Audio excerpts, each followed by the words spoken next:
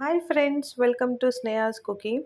ಇವತ್ತು ನಾನು ಚಪಾತಿ ಎಕ್ಸ್ಟ್ರಾ ಇದ್ದರೆ ಅದರಿಂದ ಒಂದು ಸ್ಪೆಷಲ್ ಡಿಶ್ ಮಾಡೋದು ಹೇಗಂತ ಹೇಳ್ಕೊಡ್ತೀನಿ.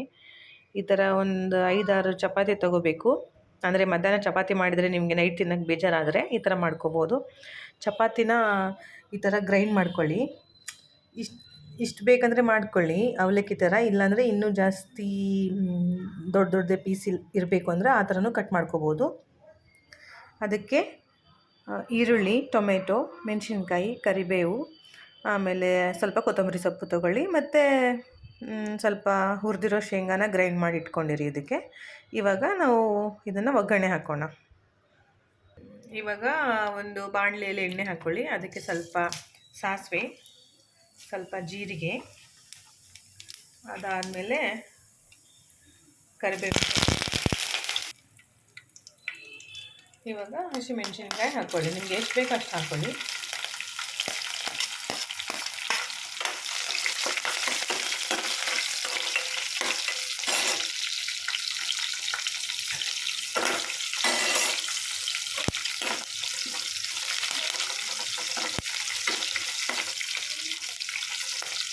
ಹಸಿಮೆಣಸಿನ್ಕಾಯಿ ಚೆನ್ನಾಗಿ ಹುರಿದ್ಮೇಲೆ ಅದಕ್ಕೆ ಈರುಳ್ಳಿ,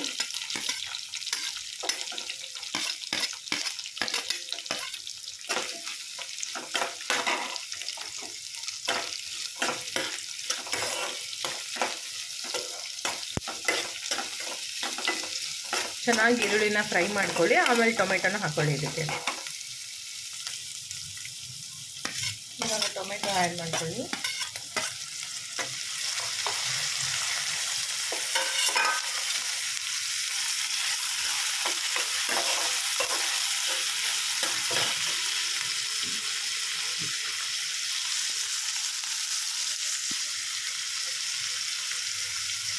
ಸಾಲ್ಟು ಎಷ್ಟು ಬೇಕಷ್ಟು ಸಾಲ್ಟ್ ಹಾಕೊಳ್ಳಿ ಇದಕ್ಕೆ. ಆಮೇಲೆ ಅರಿಶಿನ ಪುಡಿ,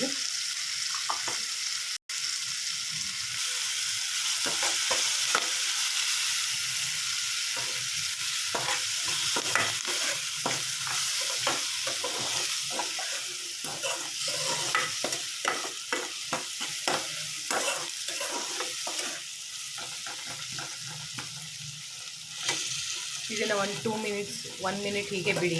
ಅದಾದಮೇಲೆ ಅದು ಗ್ರೈಂಡ್ ಮಾಡಿರೋ ಚಪಾತಿನ ಇದಕ್ಕೆ ಹಾಕ್ಕೊಳ್ಳಿ.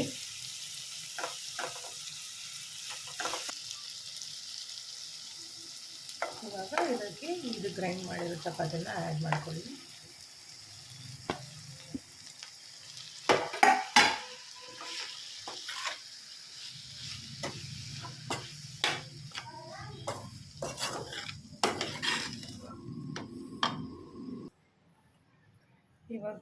ಇವಾಗ ಇದಕ್ಕೆ ಹುರಿದಿರೋ ಶೇಂಗಾ ಪೌಡರ್ನ ಹಾಕ್ಕೋಬೇಕು. ಸ್ವಲ್ಪ ಅಷ್ಟು ಹಾಕ್ಕೊಳ್ಳಿ.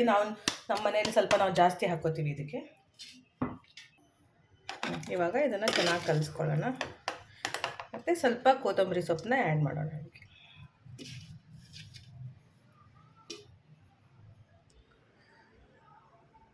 ಇವಾಗ ಇದು ರೆಡಿ ಆಯಿತು. ಈ ಥರ ಕಾಣಿಸುತ್ತೆ. ರೆಡಿ ಆದಮೇಲೆ ಬಿಸಿ ಬಿಸಿ ತಿನ್ನೋಕ್ಕೆ ಚೆನ್ನಾಗಿರುತ್ತೆ. ನಿಮ್ಗೆ ಬೇಕಂದರೆ ಸ್ವಲ್ಪ ಲೆಮನ್ ಕೂಡ ಆ್ಯಡ್ ಮಾಡ್ಕೋಬೋದು ಇದಕ್ಕೆ.